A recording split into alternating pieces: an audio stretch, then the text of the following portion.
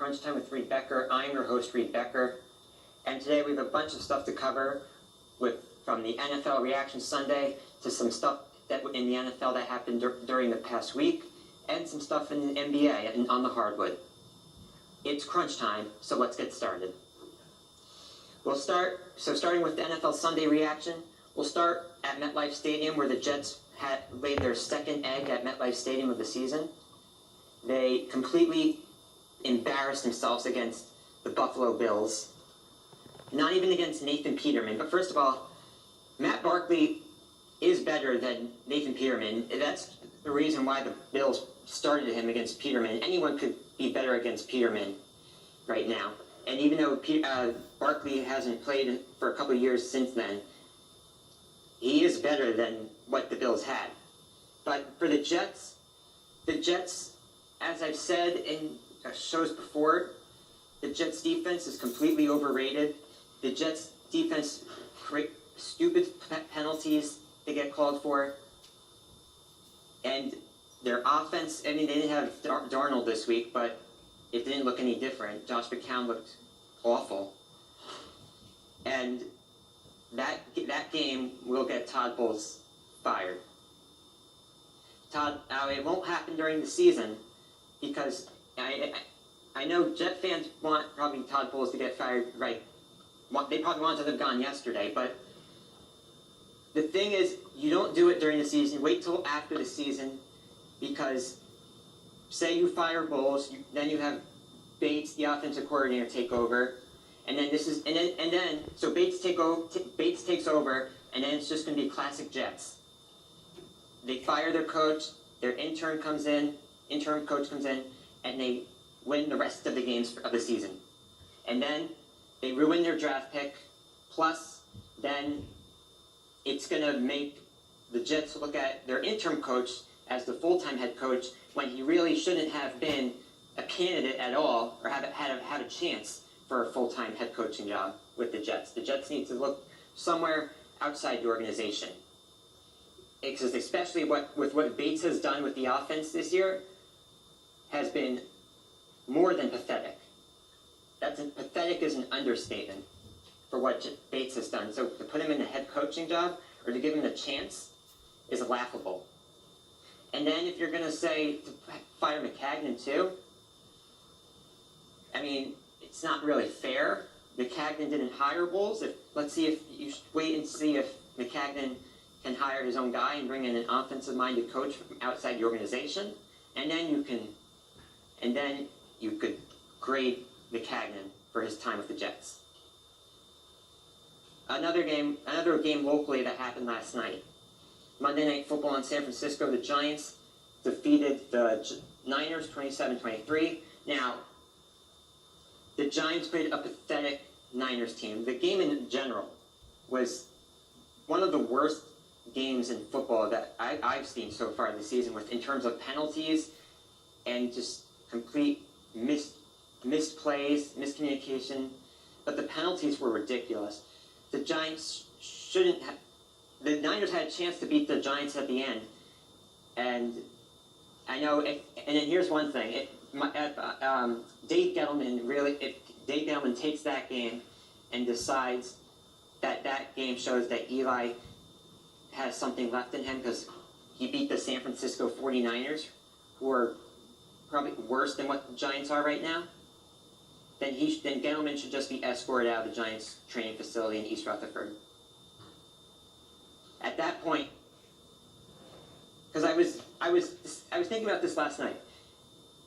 The Giants, they fired Jerry Reese, and then they bring in Dave Gettleman. What's the difference right now between having Dave Gettleman or Jerry Reese? I understand that Jerry Reese has bad draft picks, but I mean, Dave Gettleman decided to draft a quarterback later on, and then who wound up getting arrested, and he hasn't even been active so far this year. Plus, he took a debatable good pick at number 2, taking a running back over a quarterback, which would be the future for the team. And then, I mean, Alec Ogletree has been a disappointment. Just it evens out with what's the difference between having Kettleman or Jerry Reese. In terms of another game, but that's just for the Giants. That game means nothing for the Giants. It just hurts their draft pick in general, because that's just ruins it for a chance, at least for the number one pick. That would mean absolutely nothing. And if Odell really thinks you're going to be able to pull off the rest of the games with wins, then he should take a look in the mirror, Odell. Next game that happened that was a shocker to the NFL world on Sunday. Patriots lose to the Titans in Nashville. Now, this was a big statement win for the Titans. They beat a average, okay, not great Cowboys team the week before in Dallas, but then to come Sunday and really destroy the best team in the AFC is impressive, to say the least. And the Patriots really didn't even have a chance from the start, from kickoff. The Patriots didn't even have a start. Belichick even went as far to even just take out Brady with only a couple minutes remaining in the game, which you would probably rarely see Belichick do. But yeah, especially because Mike Vrabel, the head coach for the Titans, that's a good get back at you kind of win, if you would say, because he was a player for Bill Belichick, playing his former team, coaching against his former team, and it's, as I heard over the weekend, which is kind of true, it's the Foxborough of the South, you would say. Maybe just, if you're in Nashville, though, maybe just you're in a little well-known, more stuff to do around you area instead of Foxborough. But that's what Nashville showed this past Sunday. The other thing is, in terms of the NFL, Le'Veon Bell is not expected to report to the Steelers by 4 p.m. today, which means that he will not be able to play for the rest of the season, come back this season. And I know people were saying that he should come back, that they need him, or that it would be a bad look. I think what he's doing is right. You don't come back when you're a running back, you're a short tenured player, as running backs usually are. And for Le'Veon Bell, the Steelers to have the audacity to really franchise tag one of their best players, top two best players on their team right now, shows that Le'Veon Bell is in the right to just sit out, because he hasn't been paid the money that he deserves. And then look at what happened with some of the players this past year that are looking for the money that they want, and then got injured and are out for the season. So Le'Veon Bell is in the right, because if, say, he comes back, if he gets hurt, done for the year, then he won't get the money that he wanted, because Pittsburgh wouldn't give him the money. And that's why he won't come back, because he won't get the money. He wants the money. He deserves the money.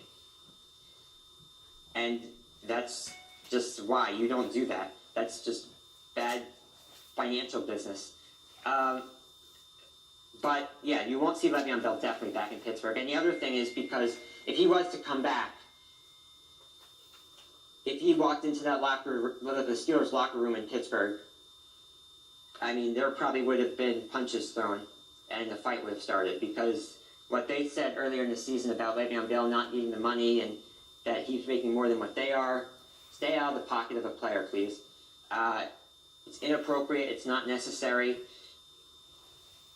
And the situation would have gotten worse if he came back, and because Stark would have fighted 100%. And they don't really need him right now, because they have James Conner, he's been filling the hole pretty well. One other thing for the NFL, Des Bryant, who finally signed this past week with New Orleans. It was a one-year deal, and then you had Friday, last play of practice, tore Achilles, done for the year. Now this just proves that Des Bryant made a mistake. He should have just signed with Baltimore when he had the chance for a multi-year deal. And if you want to say or debate who made the worst decision, Bell or Bryant, it's definitely Bryant, because as I just mentioned with Bell, with the injury, with not getting the money he never got, and then you have Des Bryant, who had the chance to get a multi-year deal, to get money that he wanted, and then turn it down from Baltimore. And then you don't get signed, and then you finally get signed week 9, and then just like the snap of the finger, once you get into New Orleans, you're headed to IR. So that's for Des Bryant. He'll be back in New Orleans next year. He'll be fine with that next year, but that's just, Des Bryant made a bad decision not to go to Baltimore.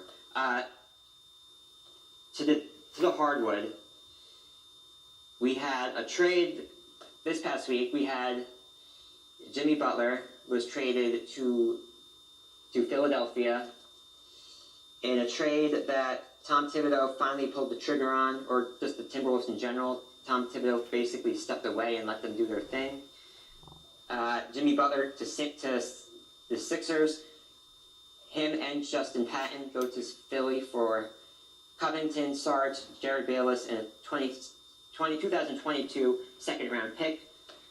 For Minnesota, this is, for both teams really, it's a great trade. For the Sixers, you get a player to put around Simmons and Embiid. You form a big three. You now are definitely, you already were, but now it just proves you're the top 3 teams in the Eastern Conference with Boston and Toronto. I personally still think that Toronto and Boston are better because they have more options and depth than Philly does. But you'll still be in the top 3 teams in the East. You finally got, like, it's not the star, but it's it's a star in the NBA that you've been looking for to acquire for the past couple of years, ever since Sam Hinkie knocked everything down.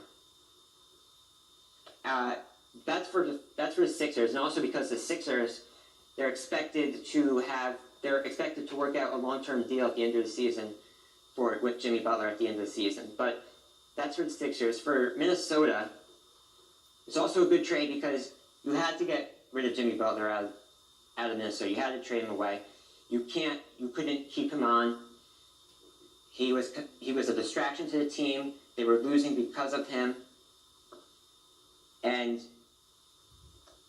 you had to get rid of him. You get rid of him, and then the return you get for him was really good, considering that not many teams were willing to put the final push through.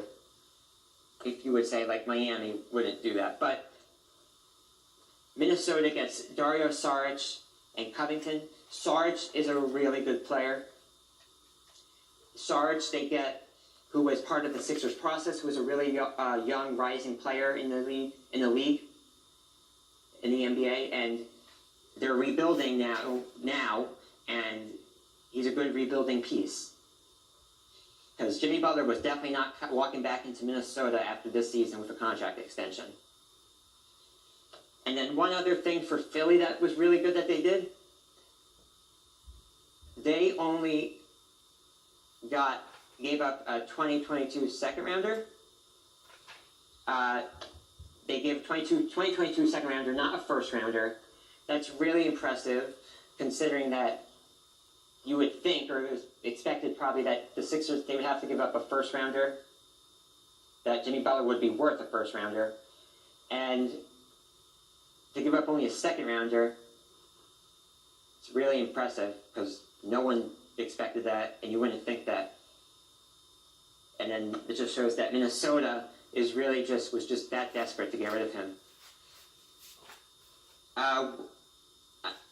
Continuing on the hardwood, there was Carmelo Anthony came out. It didn't come out, but it was announced. It was reported on Sunday that Carmelo Anthony is expected to be released by Houston. Now, I never thought this was going to work because Carmelo Anthony, look at what he did with OKC last season. He was a distraction. You could say he was a cancer, which he was with Houston this year also. But the other thing is Carmelo Anthony and Mike D'Antoni never meshed well. Look at what happened in New York. Look what happened as Carmelo came down to Houston now. It never worked. I never thought it would work. It hasn't worked. And then one other thing, also continuing with the Rockets, I think there is blame to go on Carmelo Anthony with this because he is old. Every team he has gone to, from OKC to now here, has been bad. He's been a cancer in the locker room. But he's a lazy defender. He's a ball hog, yes. There is blame for him. But you also have to look at the Houston Rockets side of it, too. They messed up, too. They not re-signing Mbamute or just re-signing Trevor Ariza. Huge mistake, as we've seen in these past games from the start of the season. Ariza, they need on defense they could have used, rebound, but so you could say yes, Carmelo Anthony was a problem, but look at what Daryl Morey didn't do. Look what the Rockets organization didn't do. Not re-signing those players was huge. And then to just bring Carmelo in during free agency didn't make sense either. Because, as I mentioned, as being as a distraction for a team that went to Game 7 of the Western Conference Finals last year, not a smart move on both sides by the Rockets to bring in Carmelo or just to not re-sign Trevor Ariza. And then for the Rockets just to deny that he's going to be fine, even though, first of all, he didn't even travel for tonight's game with the Rockets in Denver. So, and he hasn't played the past couple games either. So, nice try of a denial, Houston Rockets. But Mark Stein got the best of it from the New York Times. But finally, now when I saw this in an article of the New York Daily News, and this went nuts.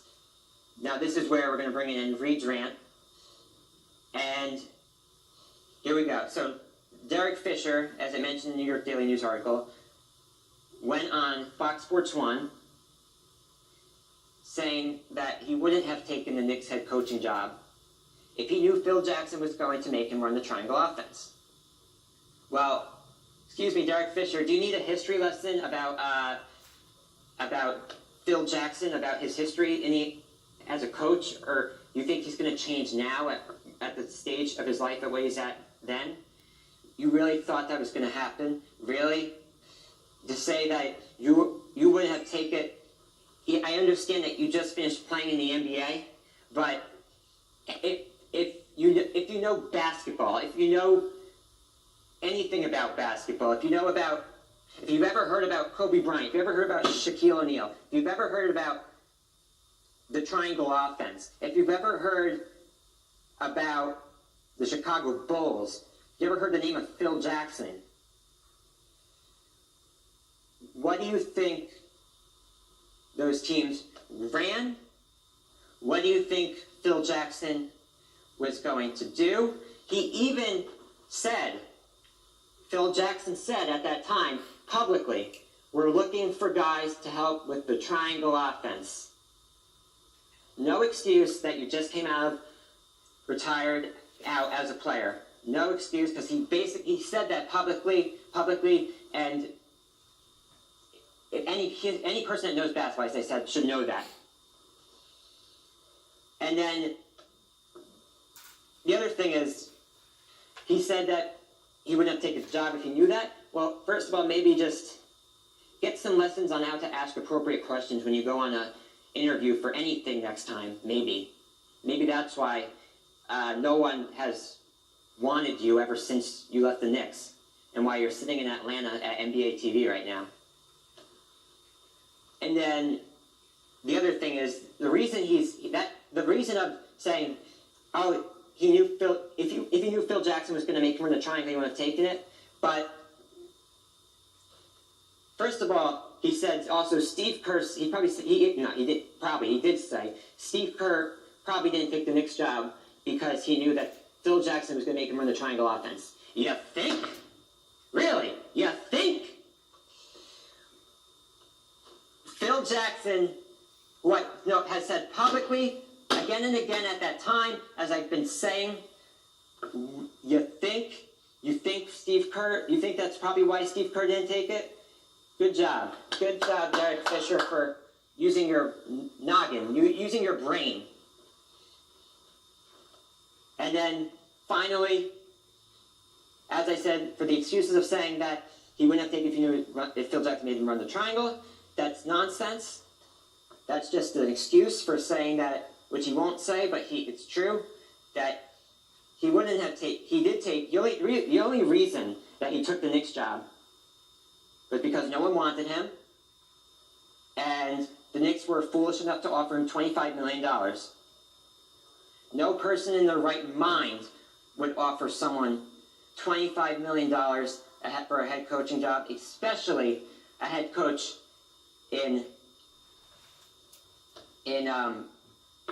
as a rookie head coach who just came out of the league as a player. But that's all I have for today. I have to calm down after that. But that's all I have for you today. I'm your host, Reed Becker. This has been Crunch Time with Reed Becker, and we'll see you next week.